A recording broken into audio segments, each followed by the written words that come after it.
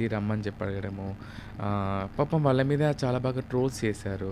అయిపోయిందా? ఇంకేంది? ఊగారా? అయిపోయింది. ఇంకేంది? అందరిలాగా మీరు కూడా అది ఇది అని చెప్పేసని చాలామంది చాలా రకం మీరు అనుకున్నట్టుగా పక్కింట్లో కూడా వెళ్లి మాట్లాడుకున్నారు. ఏంటి వీళ్ళందరికీ ఎందుకిలా అయిపోయింది అని హ్మ్. చెప్పేసనేసి. నాకు చాలా బాధ అనిపించింది. అంటే 'అంకిత రాజ్' విడిపోయినంత మాత్రం మిగతా జంతువులన్నీ విడిపోతాయనే ఒక ఉందా ఏమన్నా? కలిసి ఉన్న కపుల్స్ చాలామంది ఉన్నారు. ఎంతోమంది బయట కపుల్స్ కాకపోతే వాళ్ళు కొంచెం క్యూట్‌గా ఉంటారు కాబట్టి, కొంచెం ఫ్రేమ్ బావుంటుంది కాబట్టి వాళ్ళు ఫేమస్ అయ్యారు వాళ్ళు కొంచెం. ఇన్‌స్టాగ్రామ్‌లో గానీ అండ్ యూట్యూబ్‌లో గానీ వాళ్ళ ఉన్న ఏజ్‌కి దానికి కొంచెం చాలా బాగా అట్రాక్ట్ అయ్యారు కాబట్టి జనాలు రిసీవ్ చేసుకోగలిగారు. సో, వాళ్ళిద్దరు విడిపోయినంత మాత్రాన మిగతా జంటలన్నీ విడిపోతాయి అనేది ఏమీ లేదు.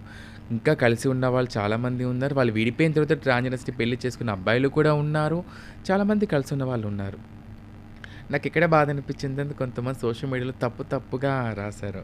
అంకిత ఇంకో అబ్బాయిని ఉంచుకుందని చెప్పేసని రాజ్ వదిలేసాడని చెప్పేసనేసి. తర్వాత రాజ్ ఒక గే అని అంకిత వదిలేసిందని చెప్పేసనేసి. నేను చాలా బాధ అనిపించింది. సీ ఒకటి చెప్తానండి ఎవరిదైనా మనసే. సో, అంకితది మనసే, రాజ్‌ది మనసే. సో, ఇలాంటి థంబ్‌లైన్స్ చూసినప్పుడు వాళ్ళ అప్పుడున్న సిట్యుయేషన్ వాళ్ళు చాలా ఆ డిప్రెషన్‌లో పెయిన్‌ఫుల్‌లో ఉంటారు డిప్రెషన్‌లో ఆల్మోస్ట్. ఉంటారు. మనము వాళ్ళకి కౌన్సెలింగ్ ఇవ్వడమా, లేకపోతే వాళ్ళకి కొంచెం స్పేస్ ఇవ్వడం అనేది బెటర్ అది. అట్లాంటి టైంలోనే సోషల్ మీడియా మొత్తం వచ్చేసి ఇలాంటి థంబ్‌లైన్స్ వల్ల సో, దానివల్ల వాళ్ళు ఏమైనా చేసుకుంటే ఎవరు బాధ్యులు? ఎవరైతే కాదు కదా! సో, ఆ అమ్మాయి నేను తర్వాత మళ్ళీ కాల్ చేసినప్పుడు బాగా ఏడ్చింది ఆ అమ్మాయి. సో, ఇలా థంబ్‌లైన్స్ పెడుతున్నారు. సో, ఇది అని చెప్పేసి అనేసి అన్నప్పుడు ఎవరు ఎన్నైనా పెట్టుకోండి. నేనేంటో నాకు తెలుసు.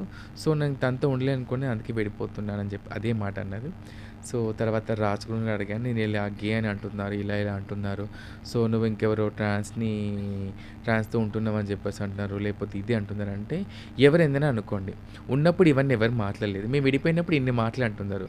సో, వాళ్ళకే వదిలేస్తున్నాం అని చెప్పేసి అన్నారు వాళ్ళు. సో, ఎవరి లైఫ్ వాళ్ళు సెపరేట్‌గా ఉంటున్నారు. అంకిత రాజ్ లాగానే అందరూ అవుతారని చెప్పేసి అనేది ఎక్కడా కూడా లేదు. చాలామంది మమ్మల్ని ప్రేమించే వాళ్ళు ఉన్నారు. మాతో ఇప్పటికి రిలేషన్‌షిప్‌లో ఉన్నవాళ్ళు ఉన్నారు. కొంతమంది బయటికొచ్చిన వాళ్ళు ఉన్నారు. ఒకప్పుడు లేదు. కానీ ఇప్పుడు ఉంది. కొంతమంది మీడియా ముందుకొచ్చిన వాళ్ళు ఉన్నారు. సో, వైజాగ్‌లో ఉన్నారు కదా! స్నేహ అండ్ రాజేష్ వాళ్ళు ఇప్పటికీ కలిసే ఉన్నారు. హ్మ్. అండ్ జగిత్యాలో రీసెంట్‌గా శ్రీను అండ్ ఒక ట్రాన్స్ అనే అమ్మాయి పెళ్లి చేసుకున్నారు. వాళ్ళు కలిసే ఉన్నారు. సో, మన ఛానెల్‌లో ఉన్నారు. ఇప్పటికి వాళ్ళు నాకు టచ్‌లో ఉంటారు వాళ్ళు ఇప్పటికి. హ్మ్. వాళ్ళ లైఫ్ నేను కనుక్కుంటూ ఉంటాను. ఎలా ఉంది మీ లైఫ్ స్టైల్ అది ఇది అని చెప్పేసని. అండర్‌స్టాండింగ్ అనేది అర్థం చేసుకొని ఉంటే ముందుకెళ్తే బావుండేది. ఇంకో విషయం గూడా ఈ రోజులల్లో అమ్మాయిలే అమ్మాయిలతోనే అబ్బాయిలు ఉండకుండా వదిలేసి వెళ్ళిపోతున్నారు. అమ్మాయిలు వదిలేస్తున్నారు, అబ్బాయిలు వదిలేస్తున్నారు. మాదెంత చెప్పండి? అదే అందరూ అంటున్నారు. ఇప్పుడేంటంటే రిలేషన్‌షిప్‌లో అమ్మాయిలు, అబ్బాయిలు బానే ఉంటున్నారు. అబ్బాయిలు, అమ్మాయిలు బానే ఉంటున్నారు. నచ్చకపోతే వదిలేస్తున్నారు. కానీ ఒక ట్రాన్స్‌ని యూజ్ చేసుకుని అబ్బాయి ఎంతకాలం ఇలా గెట్ ఆన్ అవుతారన్న క్వెషన్ కూడా రైజ్ అవుతుంది. ఎందుకంటే మీరసలు ప్యూర్‌గా ఇష్టపడతారట. అవును. ట్రాన్స్ ఏంటంటే వాళ్ళకి ఇంకొక ఆప్షన్ వస్తదని గానీ, లైఫ్‌లో ఇంకొక బెటర్‌మెంట్ వస్తుందన్న ఆలోచన ఉండదు. అవును. ఒక అబ్బాయిని ఇష్టపడితే హార్ట్ ఫెల్ట్ ఇష్టపడతారంట.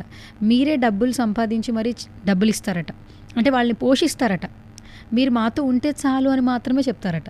అలా అని బయటికి తీసుకెళ్ళడాలు, సినిమాలకెళ్ళడాలు ఇవన్నీ ఏమీ జరగవు. నేను నీకున్నాను అని భరోసా ఇస్తేనే మీరు ఆళ్ళని అంత బాగా చూసుకుంటున్నారు గదా!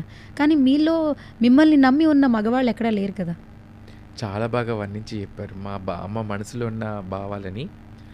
నిజమే. మీరు చెప్పింది 100% ట్రూ. ఒక అబ్బాయిని గనక ఒక ట్రాన్స్‌జెండర్ ప్రేమిస్తే ప్రాణం పొయ్యేంత వరకి స్వచ్ఛంగా ప్రేమిస్తాను. ఎలాంటి కల్మషం అనేది ఉండదు. ఎందుకు అంటే సో, మాకు ఫ్యామిలీ సపోర్ట్ ఉండదు. ఫ్యామిలీ అఫెక్షన్స్ అంతా కూడా ఎప్పుడైతే ట్రాన్స్‌గా చేంజ్ అయిపోతామో అప్పుడు అవన్నీ అదైపోతాయి. నేను చెప్పినట్టుగా ఒక అమ్మాయి, అబ్బాయి నడుచుకుంటూ పోతూ ఉంటే ఒక పెళ్లి జంటను చూసినప్పుడు అరే! నేను కూడా అబ్బాయితో అలా నా ఫీలింగ్స్ కూడా ఒక అమ్మాయినే కదా! నాకు ఫీలింగ్స్ ఉంటాయి కదా!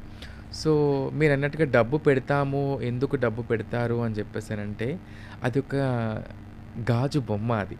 ఆ గాజు బొమ్మను పదిలంగా దాచుకొని తనకు నా ప్రేమ చూపించాలి అంటే కొన్ని సందర్భాలు డబ్బు పెట్టక తప్పదు. అక్కడ మిమ్మల్ని చూసి రావట్లేదు కదా స్నేహ.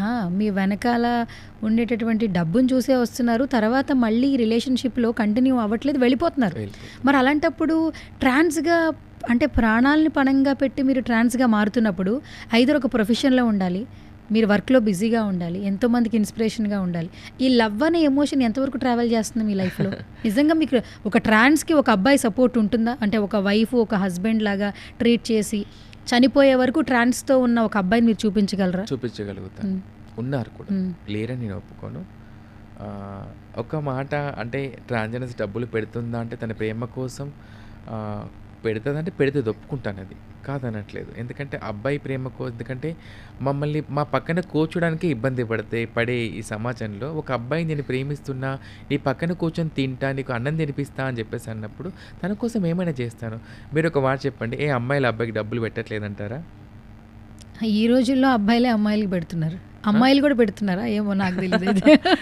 నేను చూసినయి చెప్తున్నాను. ఓకే. అమ్మాయిలు అబ్బాయిలకి పెడుతున్నారు. అబ్బాయిలు అమ్మాయిలకి పెడుతున్నారు. హ్మ్. సో, అది ఆ జనరేషన్ ఆ ఉన్న జనరేషన్‌కి ఎవరికీ ఆ జనాభా ఎక్కువ కాబట్టి అవెవరి బయటికి రావు. సో, మా జనరేషన్ పాపులేషన్ తక్కువ కాబట్టి సో, చాలామంది దానికి భూతంతులు పెట్టి చూస్తారు. వీళ్ళే వాళ్ళకి డబ్బులు పెడతారు. వీళ్ళే అన్ని చేస్తారు. వాస్తవం నిజమే అది. పెడతాం మేము కూడా. కొన్ని సందర్భాల్లో అబ్బాయిలు కూడా మాకు పెడతారు డబ్బులు. హ్మ్. సో, దానికి ప్రతిసారి ఎప్పటికి అలాగే జరుగుతుందని చెప్పి నేను ఒప్పుకోను. హ్మ్. ఎందుకంటే అబ్బాయిలు మాకు డబ్బు పెట్టేవాళ్ళు ఉన్నారు. మేము వాళ్ళకి పెట్టేవాళ్ళు కూడా ఉన్నారు. హ్మ్. మా కోసం స్పెషల్ గిఫ్ట్స్ ఇచ్చేవాళ్ళు ఉన్నారు. వేలల్లో గిఫ్ట్‌లు ఇచ్చేవాళ్ళు, లక్షల్లో గిఫ్ట్‌లు ఇచ్చేవాళ్ళు ఉన్నారు మా కోసం. లేరని ఒప్పుకోను నేను. ఎందుకంటే ఒకప్పుడు ఉండే మేము డబ్బులు పెట్టి అది చేసి. ఇప్పుడు చాలా వరకి మాతో లైఫ్ లీడ్ చేస్తున్నారు. మాతో ఉంటున్నారు. ఒప్పుకోవచ్చు అది. చేంజ్ అయింది కొంచెం. ఓకే. సో, ఇంత డెప్త్‌గా మాట్లాడుతున్నావు కాబట్టి ఒక పర్సనల్ క్వెషన్. హ్మ్. ఏంటి నువ్వు సింగిలా? మింగిలా? రిలేషన్‌షిప్‌లో ఉన్నావా? నార్మల్‌గా సింగిల్‌గా ట్రాన్స్ స్నేహలా ఉన్నావా? ట్రాన్స్ స్నేహలాగా అయితే ఉన్నాను. నేను కూడా లవ్‌లో ఉండి పక్కకు జరిగాను. నా లవ్ ఎక్స్‌ప్రెషన్ తనకి తెలియచేయలేకపోయాను. నా ప్రేమ కథ ఎలా జరిగిందంటే, అతన్ని బాగా ఇష్టపడ్డాను నేను. సో, తను నాతో అండ్ నాకు ఇన్‌స్టాగ్రామ్‌లో పరిచయం తను. సో, తను నాతో మాట్లాడడము, నాకు కొంచెం సపోర్ట్ చేయడం అంటే, నాకు ఎలాంటి సపోర్ట్ అయితే కావాలనుకున్నానో ఆ అబ్బాయి నుంచి, సో, అలా సపోర్ట్ చేయడము అండ్ ఇలా మాట్లాడు, ఇలా ఉండు, అలా ఉండు అని చెప్పేసని ఒక ఫార్మల్‌గా ఎక్స్‌ప్లెయిన్ చేయడం చాలా బాగా నచ్చాడు ఆ అబ్బాయి నాకు. సో, తను నాకు చూపించింది సపోర్ట్ అండ్ ఎఫెక్షన్ చూపించాడు. దాన్ని ఇంకాస్త ప్రేమగా అనుకున్నాను. సో, తనని ప్రపోజ్ చేద్దాం. ఇంకొక 1 వీక్ తర్వాత చెప్దాంలే ఇక. తనని కలిసి చెప్దాము. ఆ ప్రేమ అనుకున్నాను నేను.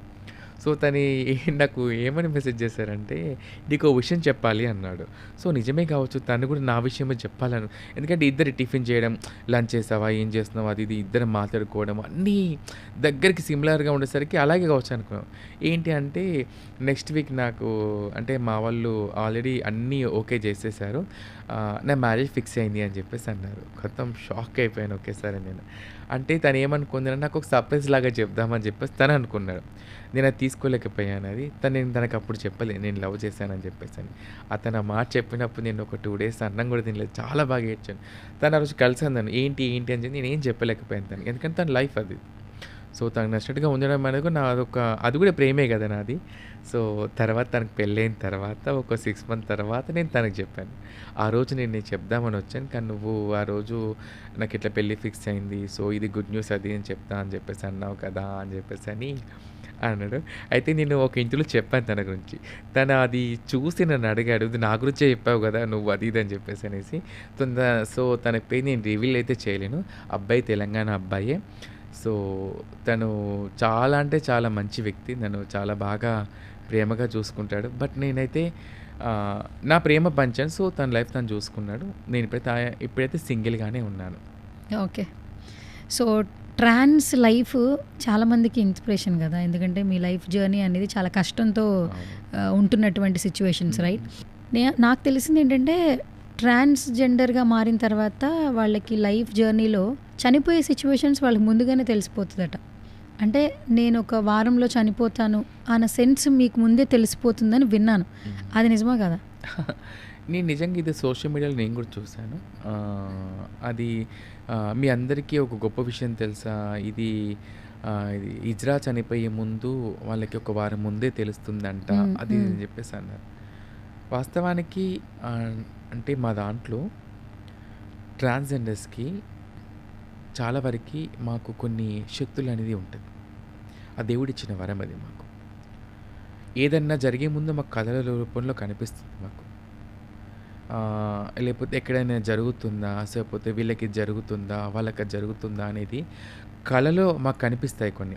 సో, మేము వెళ్ళి వెంటనే మా వాళ్ళతో మాట్లాడతాం. సో, ఇది ఇలా జరుగుతుంది, అలా జరుగుతుంది, అట్లా ఇట్లా అని మేము కొన్ని సిమిలర్‌గా మాకు అది అటాచ్ అయితాయి. హ్మ్. సో, తను ఒక ముందే వారం ముందు చనిపోతాడా అని చెప్పేసనేసి అన్నప్పుడు మాకు అంటే మాకెట్లా అంటే కొంచెం ఫ్యామిలీ ఎక్కువ గుర్తు రావడము, చిన్నప్పటి విషయాలన్నీ గుర్తుకు రావడము, సరిగ్గా ఫుడ్ తీసుకోకపోవడము, డల్ అయిపోవడము.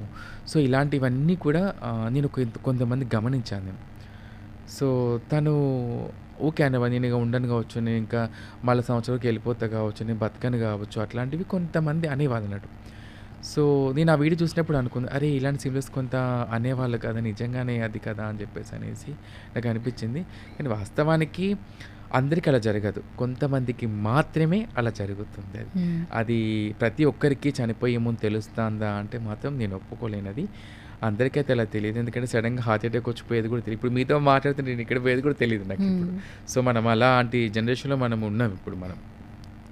సో, అది కొంతవరకి రైట్ అనగలను, కొంతవరకు రాంగ్ అనగలను అంతే నేను. హ్మ్. ఓకే. నేను రీసెంట్ టైమ్స్‌లో నీ వీడియోస్ చాలా చూసాను. నీ ఇన్‌స్టాలో ఎంతమంది ఫాలోవర్స్ ఉన్నారు ఇన్‌స్టాగ్రామ్‌లో? నా ఫాలోవర్స్ వచ్చేసి 1,83,000 మంది ఉన్నారు. 1,83,000 మంది ఉన్నారు. ఎప్పుడు ఇన్‌స్టాగ్రామ్ యాప్ డౌన్‌లోడ్ చేసావు నువ్వు? 2020, 22 22. యాహ్! సో, ఆల్మోస్ట్ అప్పుడు ఇట్స్ ఎక్కువ బీన్ వీడియోస్ చేసేదాన్ని కాదు. చేసేదానివి ఎక్కువ కాదు. చేసేదాన్ని కాదు.